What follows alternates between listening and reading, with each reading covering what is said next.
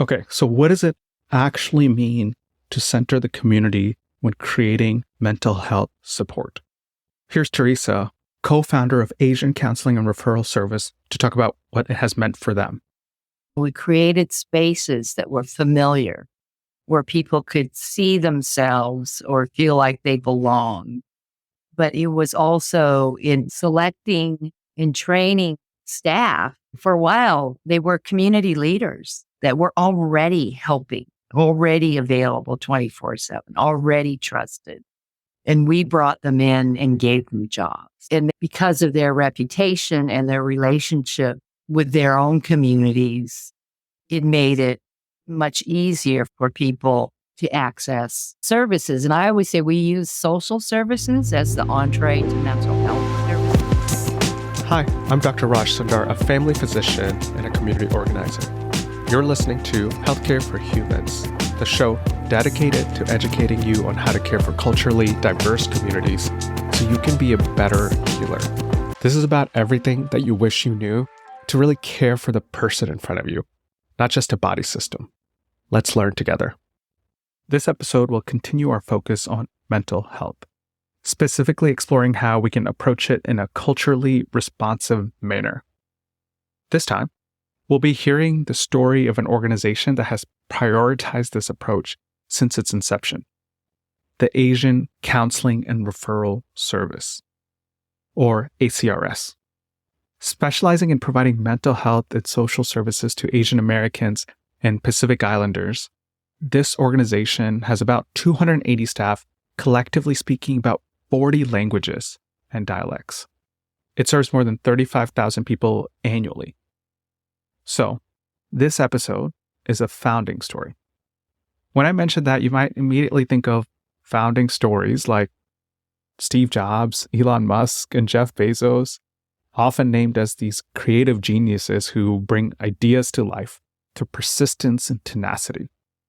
I think this obsession with individualism in many cultures, specifically Western cultures, perpetuates the belief that one person or company can single-handedly solve a problem. And it's seeped into healthcare too. We think some new company will solve our mental health challenges we face. While there's some value in celebrating those folks for inspiration, what we're doing here is highlighting founding stories rooted in grassroots activism, stories of communities coming together to address their own needs. Today, you'll hear from Theresa Fujiwara, who co-founded ACRS in 1973 and played a pivotal role in its growth and development as its executive director. She'll share the story of its founding and its unique approach, including its origin story involving green tea, and the importance of creating a sense of familiarity and belonging within the community. She'll talk about its commitment to building trust by meeting patients where they are, even if that means sacrificing chickens. Yep, you'll hear about that too.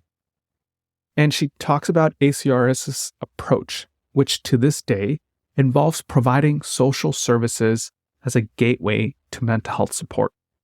Social needs like housing and food security are not only causes of mental health distress, but really can be a way to build trust and support to talk about mental health, which is often so stigmatized.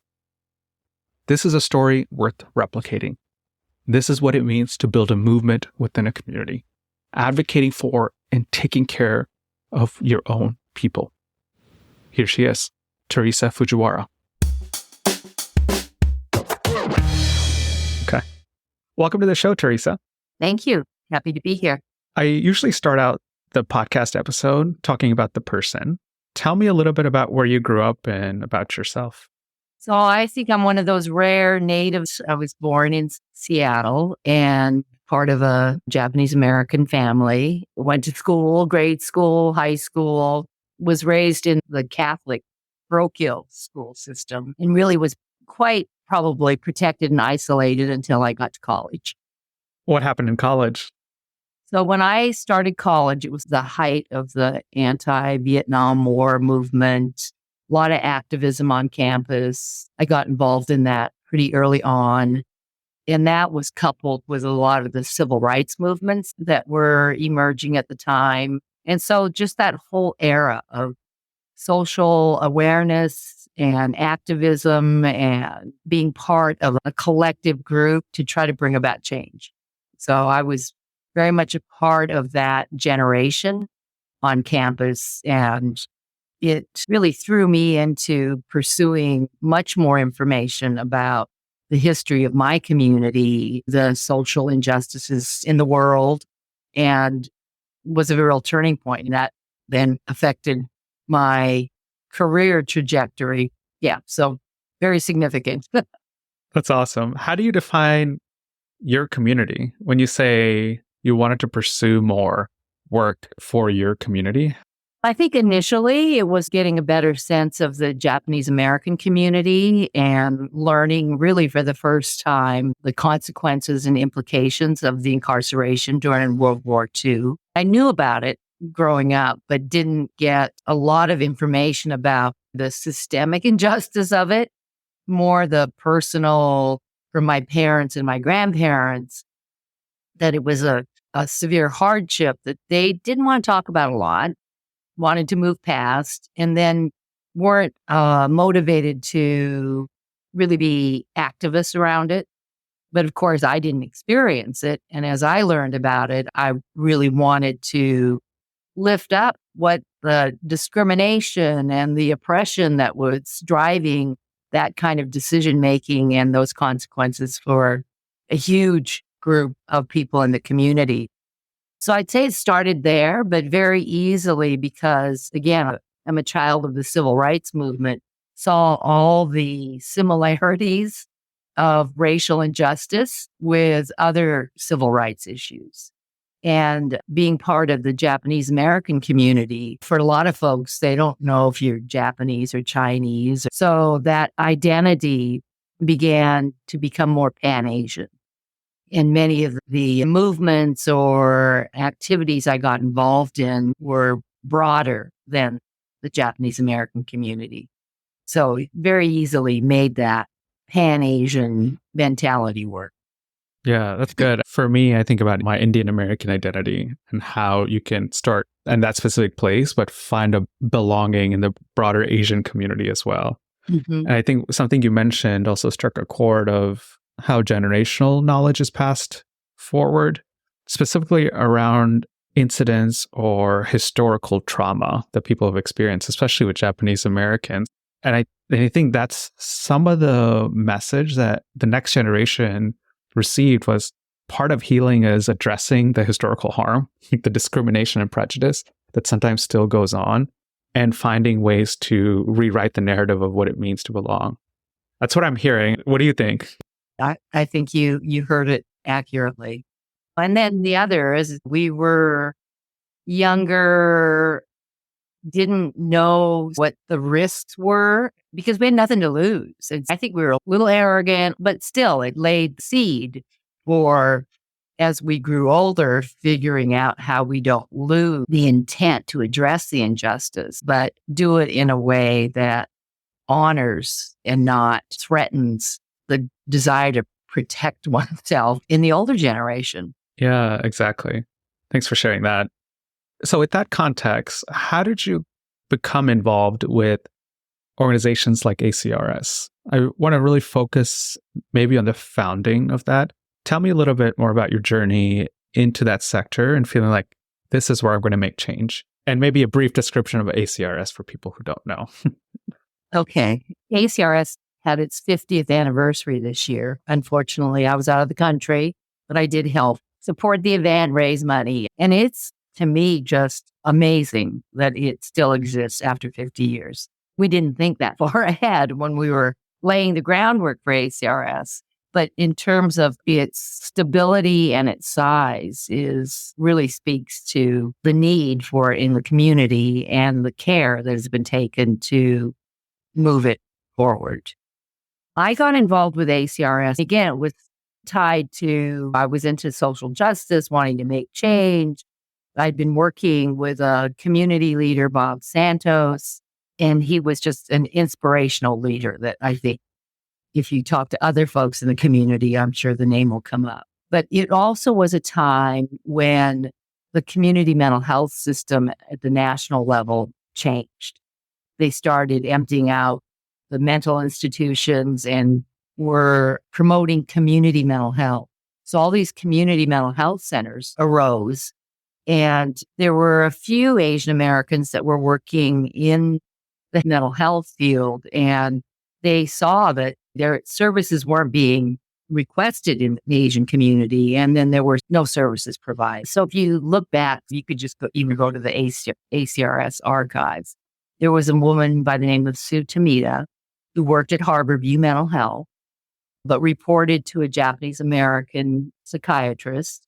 And she went to him and she said, "Why are we not seeing any Asians? We know mental illness affects all folks." Now, the stigma attached to it in our communities was also one of the barriers. But he said, just be patient. And there's this little offered green tea story that's an origin story of ACRS. So this small group of Asian Americans that were already in the mental health field and seeing this gap got together and started at one of the major Asian churches in Seattle, Blaine Methodist up on Beacon Hill, started to advertise counseling, and nobody showed up. And Sue went to her boss and he gave her $20 and said, "Buy some green tea." He said, "Go and prepare tea and just sit there and wait." And it took a few weeks, I believe, but finally somebody showed up. It was just like chairs in a classroom. And that was the beginning. And then people started to trickle in. So there was at least a capacity, and more mental health volunteers started to come together. So there was more capacity, and it operated out of this church for probably less than a year. But it became clear that there was a need, and if we could match services with need, ACRS could start to establish itself. The development of ACRS, again, was tied to the development of the Asian community. So there was a lot of activism going on in the international district. There was the protests around the kingdom and the infringement of freeways. And so the community started to gel in other ways. And one of those was to recognize the need to start services that were tailored to the Asian Pacific Island community. And so that's when the International Community Health Services started. They're also celebrating their 50th anniversary. The article you read about me was from the International Examiner, which just celebrated their 50th anniversary. You can see all these things starting to come together and really fuel the enthusiasm and the commitment to moving a cause forward, whether it was healthcare, mental health care, housing. And so ACRS found space in the international district and then took another step forward in terms of establishing itself. Another one of the pivotal leaders was a professor at the School of Social Work. So my involvement with ACRS was really tied to the fact that I went through the Master's in Social Work program and was able to do my second-year placement at ACRS. So for the first few years, ACRS really ran on volunteers and social work students. It was a great training ground for students, but it also started to establish a mechanism for addressing mental health needs in the community. We would meet clients in the bar, at the restaurant next door, because we didn't have counseling space, or in the community park. It was very scrappy, but because it was supervised by this professor, Tony Ishisaka, at the School of Social Work, it was quality service. It wasn't just whatever you could do to be supportive. There was a strong clinical program, and the students provided the service. And then the turning point for ACRS was, unfortunately, the fall of Saigon and Phnom Penh, the influx of Southeast Asian refugees into the United States. Washington was one of those states that stepped up and took a large number of Southeast Asian refugees. And there was a pause. Is that our community? Are they our constituency? Or do we need to be thinking about how to best serve that population? Because the Asian community, again, is very diverse, not only in terms of ethnicity, race, it is by immigration experience. And so many factors that go into trying to determine whether we really had something to offer and contribute, but we did. So, well, who else is going to do it? So the first full-time paid staff at ACRS was a couple of professionals from the Southeast Asian community. I keep saying Saigon fell on April 15th, and we had a staff person in August of that year. Mm-hmm. And that gave ACRS some grounding, a big federal grant, some resources to really begin to create a more stable organization. Yeah. What a story. I'm going back to how you started that response of the tea story, because I do think it's important to highlight, even now, when we want to design something for the community. I think people think we're going to create it and everybody will be there first day, excited, ready to engage because, hey, this is what people said they wanted. But it takes a long time to build trust. And part of that trust building is showing up consistently, especially with mental health. Like, hey, whenever you need us, we'll be here. I think that sense is there with the green tea story. Is that right? I think, yes. Our family would go visit another family. They're serving you tea. They would not think about not serving you tea, right?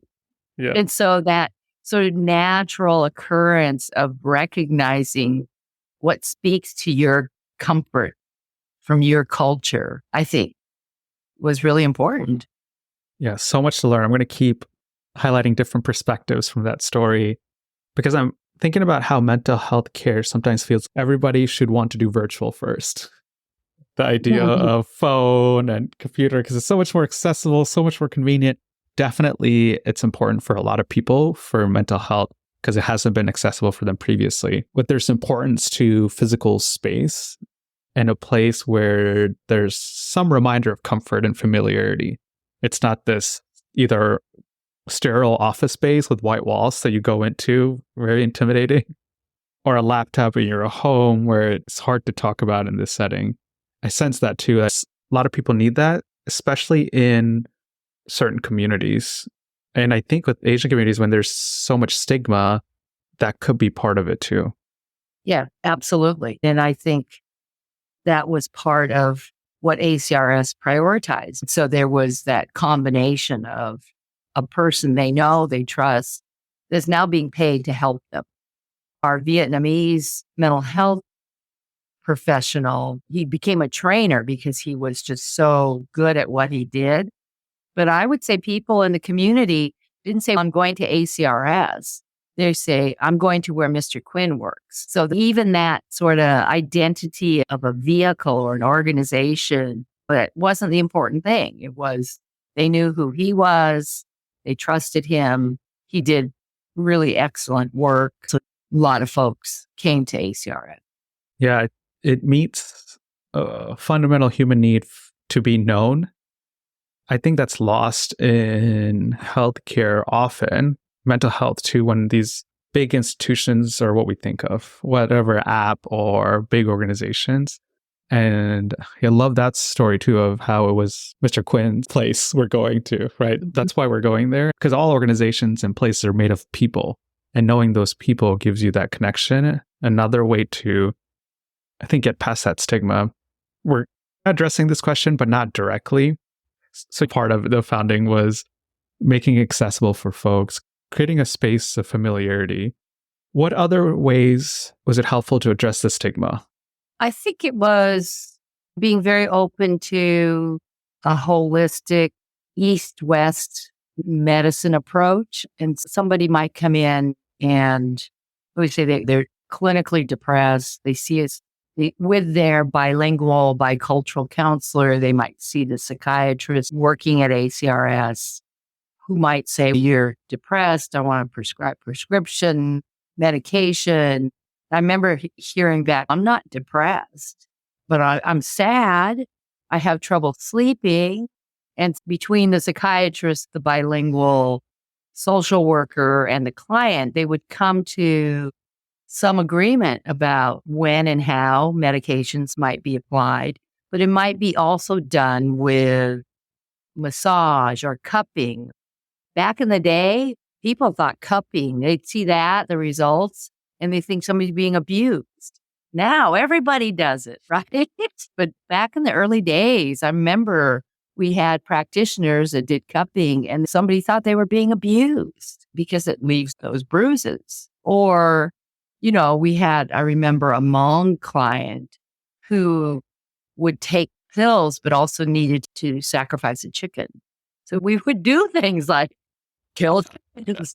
So it was a combination of things that they believe would be helpful, given they know their own symptoms, combined with a willingness to try Western because of the trust they had with the counselor they had. That's good, because we talk about trust in such abstract terms. I think it's helpful to keep talking about that specifically, because another point that you made is the entree metaphor about social service of ACRS. Still to this day, there's a lot of other services, right? We try to categorize it, housing, social isolation, all of these other things. We don't say, oh, it's a mental health counseling place. And I think that helps build trust too in communities where there's mental health stigma, because you're offering something that seems concrete and material, and that's the opening point to talk about other things. Would you rephrase that different ways? I think it was a natural sort of transition. In the beginning, if we would get a referral of a client that needed mental health care from a mainstream organization, then whoever was working with them would build that relationship, but would see all these other things that are going on in their life and couldn't ignore that if you have housing instability or not enough food, or you're worried about a relative that you need to send money to, or a number of other aspects of their lives where they needed help, they would naturally do that. They'd see the whole situation. And I think although it may have started with a mental health referral, it quickly turned into a whole range of other kinds of services that people need. Yeah, because it's important. We can't separate out that from mental health and just say, take this medication and you'll feel better. Right. Wait, right. what about what's actually happening? Sometimes nowadays we have these similar instances. We say the team is going to take care of you. So you come to me for a problem. I refer you to another person, refer you to another person. So I referred you to 3 different people. And we call it a team. But I think if you're the patient, it feels overwhelming to say, I came in for a problem and I have all this, but now I'm supposed to connect with 3 or 4 other people about different things. And everybody's going to say, the other problem you mentioned, I can't really talk about it. Why don't you go back to the other person? That can happen sometimes. And it's evolved in that way because our work has gotten complex. How did you approach that problem too? Because I think, again, they understood that their relationship and their credibility is important. Mm-hmm. And they didn't want to let the person down. I think the other piece that really was a strong factor is many did not speak English. And so they served not only as a mental health counselor, but they were their interpreters. They were their trusted navigators and interpreters. And so you couldn't just hand them off. They needed to be there, even if they needed to go to Department of Social and Health Services to apply for food stamps or whatever. They couldn't do it on their own. They would need somebody that was their interpreter. And the ACRS counselors would serve that role. Now, it made it really hard because you're just busy all the time. That just explodes in terms of trying to do everything one client might need. But again, these were folks that were basically, even before they worked at ACRS, were on call 24/7 for their communities. In many ways, they felt privileged to be paid and be affiliated with an organization to do the kinds of support work. How did you approach the communication piece of mental health? As you mentioned earlier, you say depression, somebody's going to say, no, I'm not depressed, I'm sad. I think that can happen in different ways. I've mentioned stories of people saying, I hurt everywhere. I can't sleep. I'm not sad. I just can't sleep at night. I'm not worried. I just keep thinking about things at night. Like, I think it's both the stigma and maybe language. And how do you approach that conversation? I think that we did what we needed to do to get it on paper and as a clinical document. And then the staff person providing the care would do whatever they think was important. I think it was almost funny training people to do clinical notes, because at some point we started getting Medicaid reimbursements and became a part of the system, and you have a Hmong staff person who doesn't have a literate language in their own language. There are a lot of challenges. But again, because there were people familiar with the language of the clinical language would help translate. You also mentioned the diversity of the providers. Sometimes there's not enough of the community members who can provide this service from formal education pathways. But I find ACRS has been so intentional about finding those people, because without those people, this kind of service wouldn't exist. How did you go about building that? I'm probably not the best person to ask because I haven't been there for so long. Yeah. Our pipeline was through the school social work. Yeah. Connections with the university, their psychology department, and their school social work. And then I think community social workers trying to encourage other people to go into the field. But I think today it's much harder. I'm not exactly sure how they're creating a pipeline to produce folks that are both community minded and have the training and credentials to do mental health work. But with the Southeast Asian staff members that we brought on in 1975, we worked with them. They were incredible people, professionals in their own right, but not qualified by American standards. So we did first a program with them where they were able to take their lived experience and document it and get BAs from City College. And once they got their BA, then we got them into the MSW program. That's one of the things I just felt really good about is you helping to create this pipeline of folks. And yeah, it was really great. We had, 2 Vietnamese, maybe 2 Cambodian. But anyway, we've had 5 or 6 that we actually nurtured through, and they got their MSWs. Yeah, it speaks to the success of some programs like community health workers, where you start with the community's expertise first, rather than formal institutionalized knowledge as your pipeline. Is how do we build people up from where they are, knowing they're experts of their community? So you started, and as you grew, sure, you started taking care of different kinds of Asian communities and Pacific Islander communities. But the communities are so different. How did ACRS approach that? Because providing culturally responsive care for one community is hard. But when we're talking about Indian and Khmer, that's really different, although we're both Asian. So I think in reflecting back that each community on its own organizes either around a church or a mutual assistance association or a club. But I think because the larger system is so foreign and unresponsive, that communities on their own gravitate towards some sense of community-based place. And so we looked at those. We reached out to where organically the communities were coming together based on mostly need, not just because it was social. Yeah, unfortunately, I think it was more around need.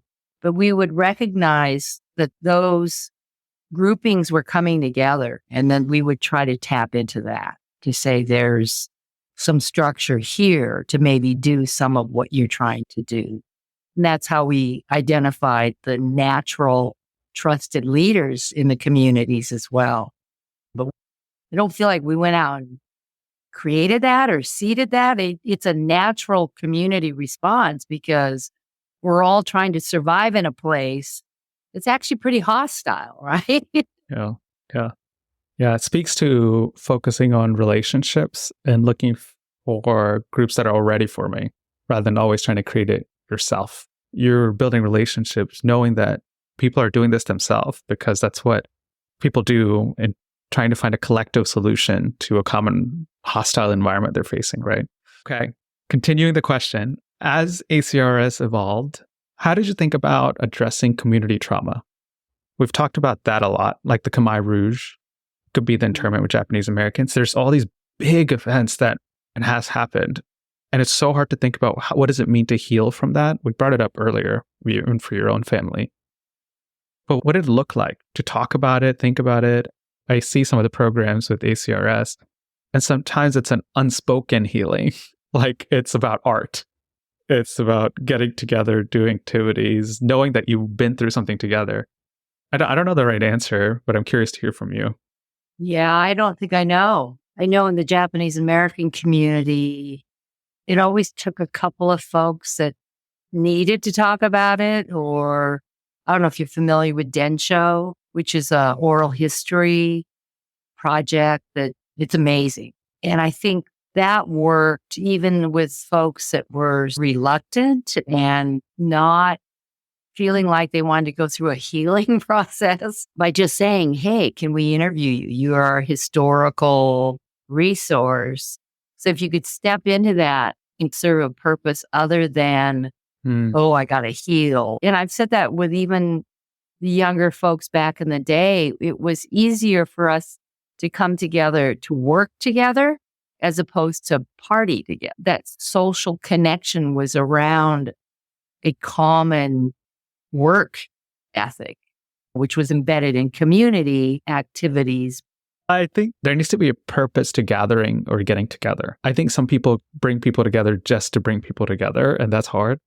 And you need to find that common purpose. And although it could be for communities who experience community trauma, as you saw, my bias was, oh, you need to come together to heal. But they could be like, I don't need the healing. I don't know what you're talking about. But I will do work together with my community to change our systems that's caused so much harm. If that's what you want me to do, I'm in. But I don't need to talk about the trauma that I've experienced and find a way to heal from that. Because whether it's explicit or not, changing systems that historically caused discrimination can be healing too. So I think sometimes we put it into a box of what it looks like from a Western perspective, whether that's therapy, medication, or something like that. Mm-hmm. There's other ways to do this too. Yeah, absolutely. I don't know why. I just saw a Cambodian rock band.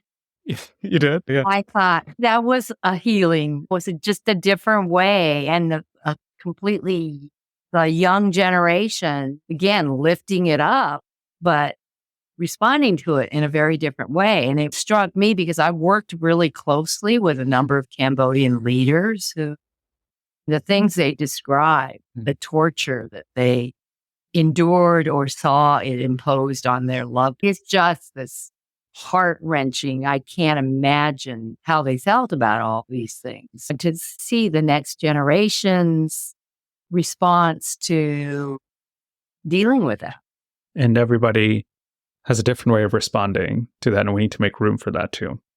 The evolution of the service delivery system at ACRS really was the foundation for the civic activism that is now rooted at ACRS. The civic engagement work, the citizenship work, all that is a natural sort of result of being a strong service organization.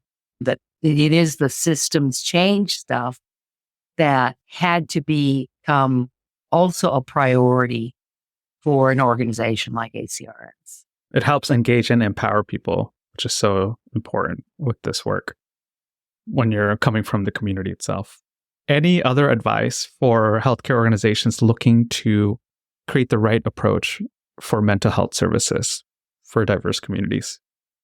I think they have to invest in the community designing and implementing its own care.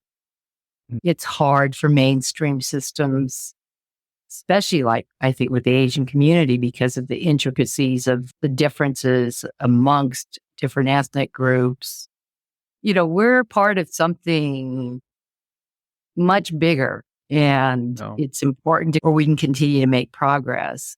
But I don't think the mainstream institutions have to change, and they have to change radically. And I don't see that happening. I would say, this is going to sound wonky, but have a good analysis of what's at the root of the problem and have that shared analysis in relationships with other folks that are going to be alongside to try to make the bigger system changes, because it's hard. And there are going to be a lot of times when you want to give up. And so we need to lean on each other in our belief that our community assets and strengths and wisdom will actually be a resource that our community needs. Those are wise words. I think that was good. It was a pleasure talking to you. Thanks for spending this time today with me, Theresa. You're a great interviewer. You made it so easy. I don't usually, I go, why do you want to talk to me? I don't have much to share. I have this senior brain now. Thanks again, everyone, for joining me on another episode of Healthcare for Humans. If you like this episode, as always, my ask to you is please share it with one other person. And go to healthcareforhumans.org to sign up to be part of the community. And lastly, thank you to Tessa Chu for supporting this podcast, making sure it's the best it can be, and helping with the creation and the production of all parts of this podcast. Thanks again. I'll see you next time.